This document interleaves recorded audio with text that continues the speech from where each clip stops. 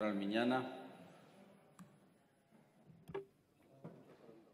Gracias, presidente. Señorías, con el hashtag Hazlas Visibles, la Federación Española de Enfermedades Raras intenta visibilizar en las redes sociales estas patologías tan poco frecuentes. En esta Cámara, hace tan solo unos pocos días, unas semanas, se celebró el acto para conmemorar el Día Mundial de las Enfermedades Raras. Y en ese acto, la Federación intentó expresar la dificultad del diagnóstico de muchas de ellas, la angustia que supone no tener un nombre para el mal que padece un hijo o para el mal que uno mismo padece. Pero como todos sabemos, los peores enemigos son los invisibles, los impredecibles. Y sin nombre, las enfermedades se convierten en eso, en un enemigo impredecible.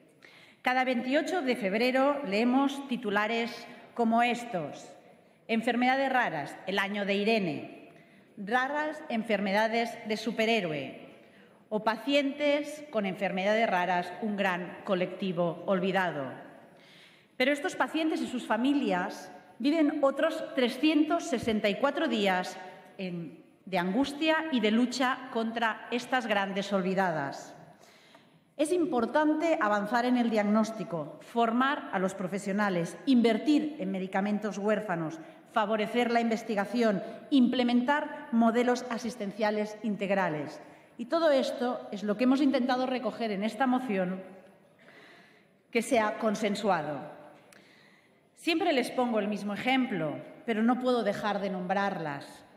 Son las mujeres que padecen linfoangioleiomyomatosis. Mujeres jóvenes, en edad fértil, que debutan con una patología respiratoria que puede afectar a otros órganos y que muchas veces solo tiene un tratamiento, el trasplante de pulmón.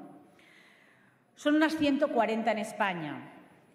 El coraje, la valentía, la vitalidad que desprenden esas mujeres siempre me recuerda el por qué es tan importante continuar trabajando para visibilizar y hacer presentes las enfermedades minoritarias.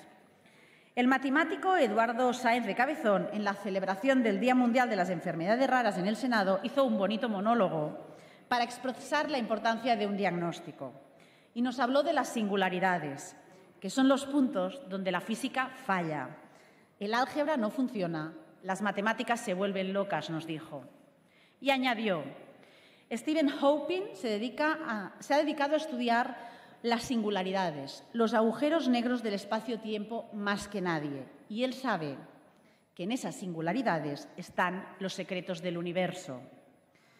Miren, yo no sé mucho de enfermedades raras, aunque soy médico, pero sí sé que son singulares y que debemos estudiar y mejorar el diagnóstico de estas, porque seguro que esconden muchos secretos que nos ayudarán a entender el universo. Muchas gracias.